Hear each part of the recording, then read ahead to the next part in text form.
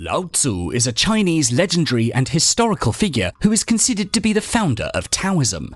Taoism is the philosophy that teaches us how to live in harmony with the world. The word Tao itself means the way, the pattern and substance of everything that exists. Tzu is also credited as the writer of Taoism's most sacred text, Tao Te Ching. It is packed with his remarkable wisdom and messages of peace, resilience and living cohesively that reminds us what really matters in life. He's a central figure in Chinese culture, but his words can apply to people all over the world. So here are 10 important lessons that we can learn from Lao Tzu. Number 1. Look within and you will find everything you need. Lao Tzu says, "Knowing others is intelligence. Knowing yourself is true wisdom. Mastering others is strength. Mastering yourself is true power." We live in a culture that's geared towards doing, succeeding, crushing it, making more, whether it's money or of ourselves. These actions from the Taoist perspective are considered yang and are based on outwards and external movement. The Chinese concept of yin and yang describes nature in dualities with two opposite, complementary and interdependent forces. In other words, two halves balancing together that make a whole. Yin and yang always flows and changes with time. One aspect increases as the other decreases, and this balance continues as a pattern in nature. Just like nature, human life too is all about balance, and to maintain this balance we need to spend time cultivating our yin, which is our inner experience. We need to slow down, reflect, and just enjoy being without having to do anything. Practices like meditation, qigong, and mindfulness can help us slow down, so that when we do need to act, move in the world and create, we have a deeper and more valuable reservoir of energy and balance to draw from. Number 2. By letting go, you become free. According to Lao Tzu, by letting it go, it all gets done. The world is won by those who let it go. But when you try and try, the world is beyond the winning. Enlightenment means to lighten the burden of life in this world and to lighten the darker aspects of human character. But how then do we lighten ourselves? How do we lighten our burdens and lighten our characters? The key is to examine our attachments, those things that we cling to in our minds so strongly that we cause pain to ourselves and others. This examination, this self-watching, can begin with understanding the 3 kinds of attachment. Attachment to recognition, attachment to security, and attachment to control. Relying on power to achieve what you want to achieve means you aren't relying on the Tao. It's important to understand that developing a stance of non-attachment is not the same as being calloused or uncaring. In fact, losing your attachments makes you freer to open up your heart even wider. It's like being able to see the world from a higher perspective. Instead of only loving those to whom you're most attached, yourself, family, your religion, your political group, and your country, your heart can grow to embrace the whole world. To be content is to be happy with what you have, and to be happy with what you have is to be rich. Number 3. Let go of your labels if you truly want to know yourself. According to Lao Tzu's teachings, he who defines himself can't know who he really is. Labels are what you call yourself in your head.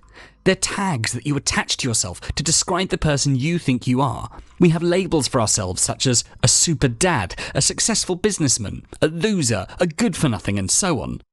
We put ourselves in boxes trying to define who we are. We do it to others and we do it to ourselves. Whether positive or negative, what we whisper to ourselves every day has a great influence on our sense of self and dictates the direction of our thoughts and actions. The problem with labeling is we only see fragments which have been defined by our own experience and perspective of the outer world. Let's say you or someone else may have given you a label you don't want anything to do with. Maybe because it reminds you of past mistakes you've made or flaws you're trying to coexist with. By not labeling yourself, you can flow freely from experience to experience, emotion to emotion, without being chained down to any one way of thinking. It's so much easier to move on from a mistake when you don't carry it along with you. Number 4. Pay no attention to evil and it will crumble away. As Lao Tzu teaches, give evil nothing to oppose and it will disappear by itself. According to Taoism, we all have our personal spiritual planetary body which they call Yun Sun. It takes in pre-heaven essences and processes them, pushing them into your soul, and your soul will deliver it to your physical body here, giving you your full potential for life in reality. A Taoist cultivates mainly around two things. One is to strengthen and repair the bridge between the Yun Sun and themselves here in the physical world. By doing so, they can live a better life and reach their full potential. The second part of Taoism cultivation is to conclude by giving back to the Yun Sun for more to come in the future. Good is anything that flows with the way of the Tao, meaning the Yun Sun's flow to your body. Anything that helps and flows with what your Yun Sun is doing or leading you towards is good. Evil is the opposite, which is anything that puts resistance to, stops, interferes with, drags or damages your flow from the Tao is considered evil. Good things help you to grow and empower you. Bad things will destroy you or break you up into pieces and push you to death. Evil or good is not always good or bad. We must see the whole situation to determine if it's good or bad. Knowing what is evil to you is important as a Taoist because you'll then understand what's not good to do for yourself and what's going to harm you in the long run. If you can live your life purely and devote your time to the betterment of yourself and the others around you, evil can't touch you. However, evil never disappears, and you can't ignore it. The best that you can do is to be stronger than the evil temptations around you, and you'll beat them. Number 5. Kindness and compassion for others will always win in the end. To quote Lao Tzu, kindness in words creates confidence. Kindness in thinking creates profoundness. Kindness in giving creates love. There's a beautiful metaphor for the virtue of unconditional kindness that we can learn from water. As a river flows across the land, it nurtures all living things that it comes across. All the plants and animals benefit from the water of the river. Once it's done its work, water moves on without waiting for recognition or praise. When one practices compassion, they gain great insight into themselves. The Tao Te Ching says that the sage puts others before himself, and by putting others before himself, he puts himself first. When one puts others before themselves, showing compassion to one another, what they get out of it isn't just a deep insight into the nature of suffering, but also deep insight into their own nature. The practice of compassion helps to strengthen our relationships with others. It helps deepen our connection to the world at large. It's something that seems to be a sign of weakness, but in fact is a sign of strength. Number 6. Be yourself without caring what others think. Lao Tzu says, "Care about what other people think, and you will always be their prisoner." Nothing can be more time and energy wasting than being overly concerned about what other people think of us. There's nothing wrong in wanting others to like us or to think well of us, but it should not be done at the expense of our integrity. We have to get on with the tasks at hand in life and make our own decisions based on our highest thoughts, not the thoughts generated through the filter of approval-seeking and people-pleasing. If we take our own decision based on our highest intuitive thoughts and certain people disapprove, we shouldn't really pay that much attention to them. Our business to get on with the business of life is guided by our own consciousness, not by the opinions of other people in our circle. When you're in accord with the Tao, you will do your own job and then stop. Leave others' opinions alone. Don't go against the current of the Tao, instead go with the flow of it. Accept yourself, believe in yourself. Because if you do, you won't have to try to convince others. Be content with yourself, because if you are, you don't need others' approval. Number 7. Wisdom and strength come from remaining humble. As we learn from Lao Tzu, the wise man is one who knows what he does not know. There's a story in the Lao Tzu, a book of Taoist parables written around the same time as the Tao Te Ching. It's the story of a pair of twins.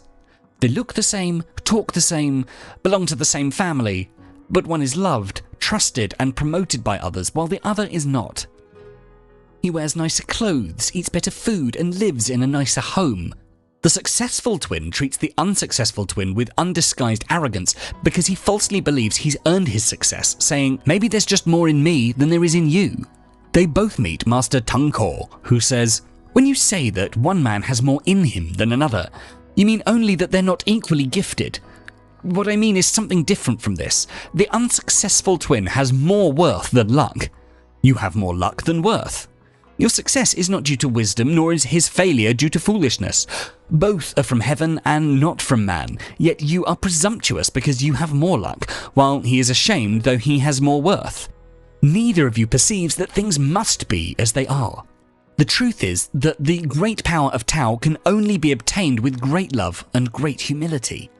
One should always be impeccably humble because it's the humility that guarantees great victories over oneself.